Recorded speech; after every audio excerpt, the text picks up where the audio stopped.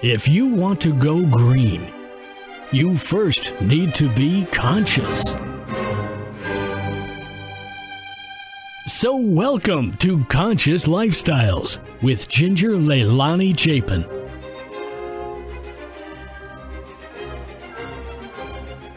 Hey there, welcome to Conscious Lifestyles radio show. Today I have a wonderful guest. Her name is Nilima Bhat. She is an amazing woman and she is speaking to everything that I have been thinking about lately. She's the author or co-author of the Shakti leadership book. And you can find this on Amazon. And I love the fact that it's also on audio on Amazon. And I love to go hiking in the woods and listen to my audiobooks. So that's awesome. So thank you, Nilima, for joining us today. I know you are on a multi-city tour because your book has just come out. So thank you for joining us. Thank you, Ginger. It's a delight. I loved your brief but very crisp introduction. Thank you. Well, I love your website too, and I want to tell everyone to go on to it. It is Shakti, SHAKTI, leadershipbook.com, ShaktiLeadershipBook.com.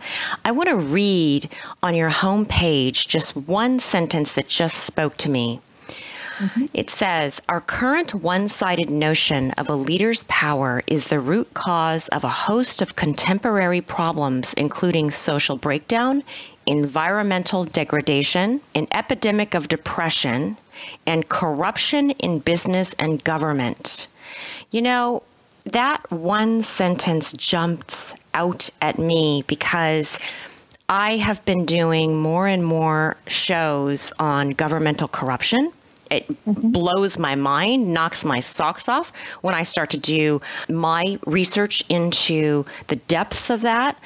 The levels of depression that we have today, the social breakdown, and the environmental degradation. I have done many, many shows on all of these topics. So the leadership, tell us about that and what's behind your book on this notion of leadership and how have we gone off track? Okay, so very early as I was growing up in India, where corruption is a big theme, and we are a democracy, and the conversation would always be who's in power? Who's in power?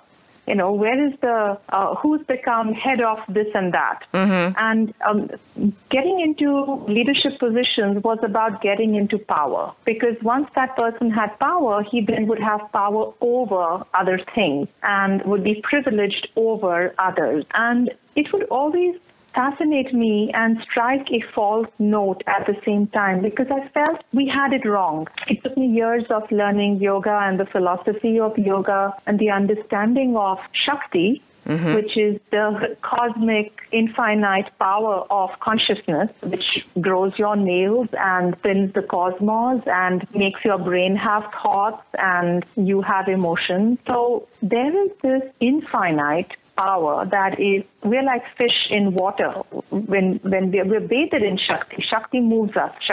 Without Shakti, there would be no creation, no preservation, no regeneration, no transformation. So there is plenty of it for everyone. and yet we don't seem to know it. So we are like fish dying of thirst while we are swimming in water. So we are playing power games because we all need power to survive, but we have manufactured a very false base of power, which is ego-based, privilege-based power. And that's power over, which gives you, makes you win and someone has to lose. Whether it's having more money or having more status, you want to be CEO and not the lowest person in the hierarchy of your pyramid in your organization. So it's all about power, and we've created a very false power base, and then we are really struggling. It is indeed limited because it just takes us this far, and then we go around in circles. Go ahead. I just wanted to interrupt one moment. I was thinking, on your website, which is ShaktiLeadershipBook.com, you were talking about the definition of Shakti. Now, a lot of us don't No, we know it from a very basic standpoint. Yes, we should all be treating each other with the golden rule, right? But what you were saying earlier was that ego can take over, and elevating oneself, say in the business, whether you work in a large office or a small office or what have you, elevating yourself over others or playing politics. What you're saying is that that's taking away from the actual meaning and reason of your life. Absolutely. It's also taking you away from your real power source. So we all need power to live. I mean, if I didn't have my next breath, which is where the oxygen comes in, that fuels me and powers me for my muscles to move, etc., I would be dead, right? So at a very minimum, we need that life force. But Shakti is not just the life force, it is the force in Star Wars. Okay, so when you say, may the force be with you, when Obi-Wan Kenobi says that to Luke Skywalker, well, that's the force. And of course, Star Wars makes it look very mysterious. It isn't that mysterious if we really become very present and pay attention. We realize that there is a force, it is a field, it is inside us, it is all around us, it's moving everything. It is intelligent, it evolves, it's taken evolution from minerals to plants to animals to humans. There is a trajectory here, something is evolving consciousness. So there is a power at work, and that's what is called the Force in, of course, the Star Wars trilogy. So when we can become present, it is obvious that there is this thing called a greater force, a greater intelligence. And we realize when we are working from our ego, our small self, our sense of being limited, we are not accessing that. And because we all need power to survive and breathe and thrive and live as basic as fuel for life, we end up then trading in these false ways. And that is then the root cause of how we are degrading our environment and everything else that you read out from the homepage of the website. Yeah, and I love the fact that you talk about what Shakti leadership is. You spell it out very clearly, and you say all leaders should learn to value and understand Shakti leadership, acting from a consciousness of life-giving creativity and sustainability to achieve self-mastery and be of selfless service. When leaders of all sexes learn to embrace this mindset, we can restore sanity, elevate humanity, and heal the planet by evolving consciously together. You know, I cannot turn on the news without seeing gun shootings, without seeing violence of all sorts in America, not to mention around the world, but also police violence. You know, when most of us were growing up, the police were supposed to have a heart of service, servicing their community. It seems as though their leadership, I'm just using them as an example, but it seems as though their leadership has been derailed, if I can say it that way, into wanting to elevate themselves over the very people they're supposed to be servicing. And how often do we see police brutality, you know? So this is a deep answer, okay, to what I think you're asking me. Why is it this way? Why does it have to be this way? And how did we get here? How did we lose our way so completely? Yeah, that's my question, right. Okay. So a very dear friend and associate of mine, Dr. Nilima Bhat Saxena, she's just brought out a book at the same time as mine and Raj's. It's called The Absent Mother God of the West. We take a moment to absorb that title. If through the patriarchy and through the way we have approached spirit through our religious traditions, if our religious traditions do not have a feminine face of God or whatever is this higher power, if we simply think it is a male, masculine quality, capacity being, then what would that do to humanity who sees itself as children of this being where there is no role model of the divine as feminine? So everything that is valued and thought would be a masculine aspect of divinity. Okay, So can we hold that thought right there? I want you to come back after the break and really get into that a little bit more in depth. So today we are talking with Nilima Bhat, and she is from the ShaktiLeadershipBook.com. Go check it out. We'll be right back.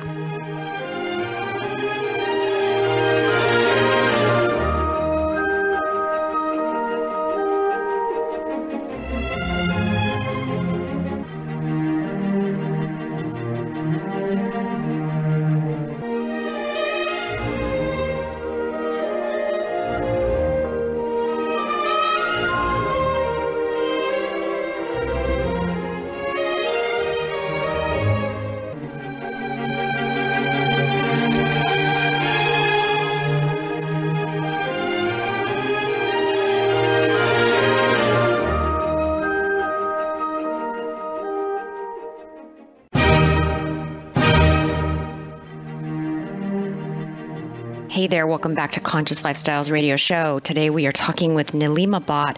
She is the co-author of the Shakti Leadership book. You have got to check this book out. It is on their website and also online through Amazon, Shakti, Shakti, leadershipbook.com.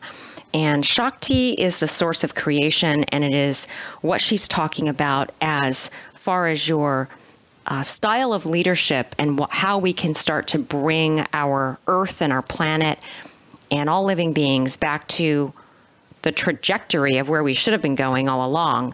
So go ahead with what you were talking about earlier. I'm so sorry we had to cut you off. So I was saying that when we look at the highest that we can seek and move towards, and if you call that idea divinity or God, and you do not have the model or symbol of that being feminine or female in any way, why would you value what women have or what the feminine represents? Because you would be seeking and looking to reward only that which you think is male and masculine, because we see divine and divinity and God as male. So something very profound has happened to the human psyche as we have evolved through over 5,000 years of patriarchy, where the masculine is seen as divine, male is seen as divine, and not the feminine. And it's kind of completely gone on its head, because think about it. What is divinity? That source from which we have all come. And every source from which we come is called the mother, right? It's the mother that gives birth. So thank God, in some traditions around the world, and certainly in the Indian yogic traditions, the idea of the mother god or God as feminine or female exists, and it's called Shakti, not to the neglect of divinity as consciousness and the paternal principle as masculine, but that it is a both. It's a both and, that the supreme intelligence is both conscious and power. It has the energy to create, and that's why it has a feminine aspect, which is called Shakti, the mother, the maternal aspect. So the highest resolution of divinity that is worshipped in India and in many yogic traditions is called the Ardha Narishwar, the half male, half female God. So we have no problem in my culture to talk about feminine and masculine, even though it gets many people's backs up in the modern world, I notice. We have no problem because we worship this thing as a half male, half female God who is, I'm looking at a picture right now as I'm speaking to you. The right side is Shiva, masculine. The left side of the same body is Shakti, feminine. And, has a breast on the left side and is a bare chest on the right. But, So right there is a symbol of who we can be when we become all we can be. When we come into our full potential, which is to be as God, we will be equally male and female, masculine and feminine within this one body. Well, what's interesting to me about Shakti leadership is that anyone who's ever worked in the corporate world, I think women have been given very mixed signals and it's a very confusing thing for a young woman, especially when they enter the workforce, because they're not really sure if the male masculine style is the only style. And unfortunately, a lot of women are given those messages that the feminine style or the natural feminine way is considered to be weak and non-leadership. So can you speak to that for us? So it's the same thing. It's coming out of that background I just gave, that which has then been valued in leadership. What is leadership? It's the exercise of power to lead desired outcomes. So a group of people or an individual lets someone else lead them, right? And why would you let someone lead you? It's because you think they know more than you, they have more power than you, and you trust that they know better than you, right? So if you only think of God as male, you're going to look to a man as perhaps more than a woman, right? So women come in, and the leadership models we have in the world today have come out of our militaristic background. We've been a very, the species on this planet has been at war forever. There's been more peace in these times, even though it may not seem so when you open the newspapers every day. But we come out of a very tribal and militaristic background. And so leadership models in the workplace and the business world are sourced from military leadership styles made by men for men. And when you enter the workplace, it's still very much like that, subtle, if not obvious. But it is pyramidical. So if you feel I've entered the business world, there is still some kind of a hierarchy going on there. I have to rise in the ranks in order to come into leadership. And therefore, women think, I need to be like a man. I need to man up in order to enter the business world, much like a woman may have thought in the past if she needed to enter the military, right? So these domains are still very masculine, but that is why the problems have arisen, because the understanding of the Tao, the yin-yang symbol, and the Shiva Shakti idea, is that for any system to sustain and to thrive, it needs the balance of polarity. It needs to know how to be whole, and it simply can't function. It's like a bird trying to fly on one wing. So masculine and feminine are polarities. They are both required for wholeness and full empowerment, for us to fire on all cylinders, so to speak. Imagine a bird trying to fly on one wing, the masculine wing. After a point, it flies around in circles. Well, I think that's really a beautiful thing to imagine. I oftentimes say to myself, why have we had it like this for so many generations, especially in the Western world? Many of us have never been exposed to the Eastern world, for instance, India, where yoga did come from. And by the way, Ayurveda medicine is the oldest healing medicine in the world on this planet. So there's something to be said for, and I'm an herbalist, so of course I have studied Ayurvedic medicine and have such great respect for it. And yoga has changed lives of so many people. And I was just reading the other day that Jesus Christ himself was a yogi. So it's really interesting how all of this comes together when you start to look at the styles of leadership and how we've been led down the wrong road of one-sided road of just masculine. Yes.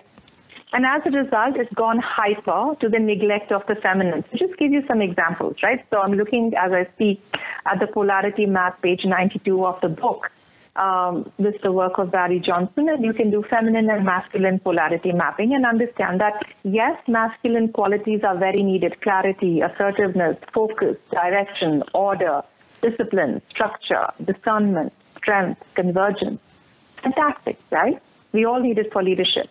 But if you do it to the neglect of the feminine gifts, such as empathy, gentleness, inclusion, nurturing, openness, creativity, variety, flavor, trust, vulnerability, harmony. We have to go to a break. I want you to stop right there. You have such great points, but before we have to go to a break, we'll be right back. This is Conscious Lifestyles.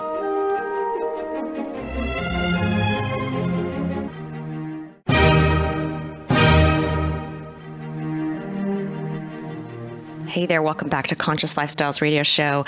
Today we are talking with a fascinating woman, Nilima Bhat. She is the co-author with Raj Sisodia of the Shakti Leadership book. You've got to go check it out, shaktileadershipbook.com, and Shakti is spelled Shakti. You can also find their audiobook and their hardcover on Amazon, one of my favorite places to shop ever. So I want you to continue on the masculine and feminine, how they are supposed to complement each other, and how we in the Western world have only celebrated the masculine and have completely turned our backs on the feminine to our own detriment, which has created a very, very unhealthy society. So go ahead with your feminine leadership qualities. So what happens when we are looking at, when we are not looking at the positive, healthy, feminine qualities, and we only focus on the masculine, beyond a point, it'll go into excessive masculine. And we kind of fall below the line and we become aggressive, cruel, mechanical, arrogant, insensitive, violent, power hungry, and spiritually empty. And when we do that, we also trigger the unconscious feminine because everything comes in polar pairs. So when you fall below the line of consciousness, you become unconscious. You also trigger the unconscious feminine, such as smothering, sentimental, needy, dependent, exploited, unfocused, irrational, weak, manipulative. So it's not as if, the feminine is the answer to all. No, the conscious feminine is the answer to the conscious masculine. And we have no choice but to remain above the line in levels of consciousness of both, healthy expressions of both, or we are doomed to engage in this little dance of death of the unhealthy aspects of both, which is what we're seeing around us. Well, let me ask you about meditation and yoga. How does that get you to having a balance of both the masculine and the feminine in not only your leadership style, at work, at home, in your community, what have you, but in your lifestyle? Great question. So once we understand that we need the balance of the mature feminine and the mature masculine, we realize we have no choice but to become more conscious of how we are showing up. And that's where yoga comes in. Yoga essentially understands that there are two sides to us. There is the ego self, which is living here conditioned and kind of separated from source and consciousness.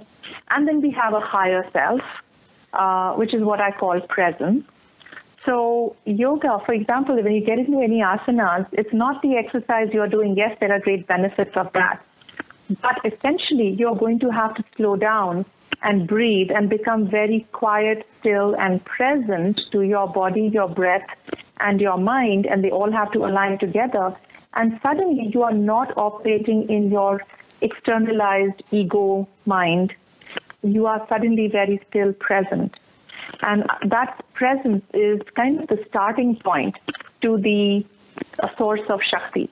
So what is Shakti? Shakti is the power of presence. It's when I'm not in my ego, when I have nothing to defend, promote, or fear, and I can be fully present to this moment now. Now I'm tapping into another power which is flowing through my presence, and that is called Shakti.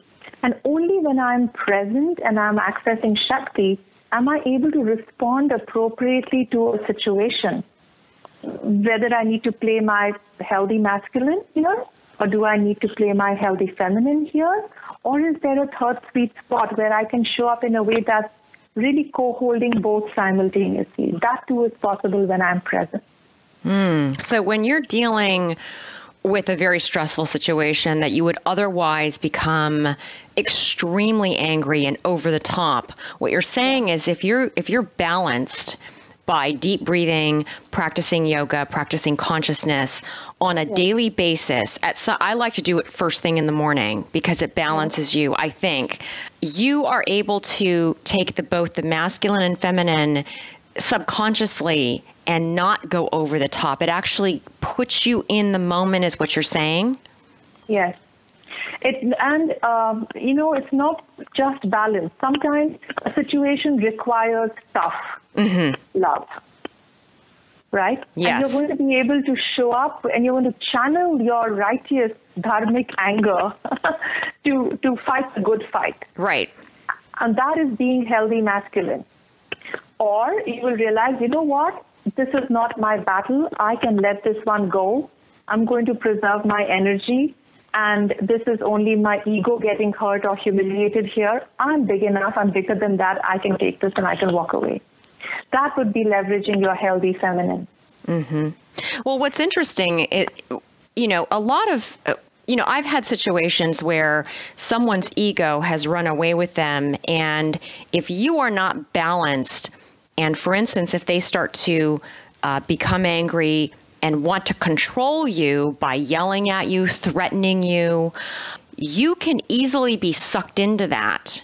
So how do you, when you are in a place, of this power of present through practicing Shakti, being within that place, yes. How do you stop yourself from being sucked into someone else's emotional fury, for instance, if you're in that state of consciousness?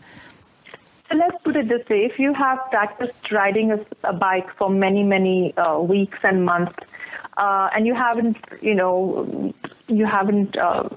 driven a bike for some time, but suddenly there is a crisis and you need to get on a bike and, start riding, that muscle memory kicks in and you're going to be able to get on that bike and ride it, okay? Because you have put in the work and the practice. You have developed those muscles and the muscles remember. There is muscle memory, cellular memory, call it what you will, which is why the whole idea of sadhana or practice is just key to Shakti leadership. There is you can't be a conscious leader just like that by wanting to be a conscious leader. It takes practice. So the practice. It is not some very mysterious, difficult practice. It's a 10-minute free audio on my website. You can go in there, download it, and do it. It relaxes the body, takes the breath to an even breath. It clears the mind. It opens your heart. It turns you into a sensitive sonar, and it helps you energetically induct other people around you into presence when you are present. So to answer your question, if you have put in the practice and become present more often than you are absent, and you walk into a space where there is a lot of absence and people are stressed out, your presence has an energy field which is like a tuning fork that vibrates at a higher frequency. People around you can't remain stressed out and crazy because your calm will calm them. Or you will know you can walk away because you have a kind of detached engagement for the moment, with the moment. Well, that's a really great answer because I think this is really, very much needed in today's world. I think people have road rage. There's a lot of stress. And I think that if you commune with nature, if you commune with the masculine and feminine, which nature has automatically, all of God's creation has the masculine and the feminine. So if you are going into a place of truth and honor first thing in the morning, which is what I like to do, whether you're practicing your yoga, your meditation, you're exercising, really getting yourself focused and cleaning your body, both physically and spiritually and mentally for the day. Yeah. What you're saying is that you are able to take on both the masculine and feminine leadership roles, and like the ocean, when the flow and the ebb of the tide, you're able to go in synchronicity with, in a harmonious way when you need to flow or ebb. Does that make sense? Perfectly. And I was just going to add, breath work therefore makes a huge difference. So a lot of yoga or many of these mindfulness presence centering practices involve attending to your breathing, because right there in your breath is the polarity of the inhale and the exhale, right? So when you talk about the ebb and flow of life, we understand that energy moves through the the kind of masculine pole and the feminine pole, just like we have an inhale and an exhale. And it's all about knowing, am I in alignment with that flow? Well, I think that's a really great place for us to go to a break. We do have to stop now for a break, but this is fascinating. We are talking with Nilima Bhat. She is the co-author with Raj Sisodia of Shakti Leadership. You've got to go check out their website, Shakti, Shakti, leadershipbook.com. We'll be right back. This is Conscious Lifestyles.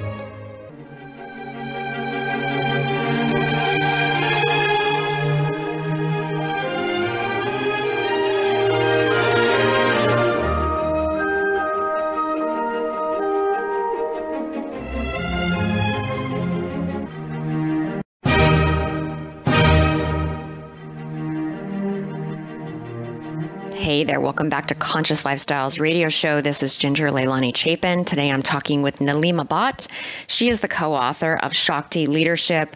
Please go check out their website. It's truly fascinating. ShaktiLeadershipBook.com, SHAKTI, leadershipbook.com. You don't have to just be in a corporate position. You can be a soccer mom. You can be a community organizer. You can be a student. You need to have this information to live the life that you are meant to live, the life of your greatest dreams. And how many people struggle today with constantly being bogged down with roles that are wrong. We have been taught certain roles that are completely wrong in the Western world. And I remember, as I said earlier in the show, being in the corporate world, and so many women, it was almost like we had to live this schizophrenic lifestyle. We couldn't really be who we wanted to be naturally because the gender roles, one was considered strong and the other considered weak. So many women started to act very aggressive and masculine as a result. So what you're saying is that that's a huge mistake, and it's so common in the Western world. It's not just in the Western world. There's a patriarchy has reached even the East. There's a lot of it in India. We have female infanticide at such a high level. Women are made to abort female fetuses because they don't want a girl child, because she's considered not as good as a boy child, for all these reasons we've been discussing. Now, it's so interesting. Yes, the male is considered strong, but that doesn't make the female weak. The female is soft. So can you see how we need to flip it? It's not weak. Mm-hmm. It's soft. And soft is as valuable as strong. There are some places and times and moments where soft is needed. And there will be moments where strong is needed. So it's not we went down the wrong way when we preferred one over the other, when we made one more valuable than the other, when we rewarded one more over the other, and we made one more visible and the other became invisible. Mm.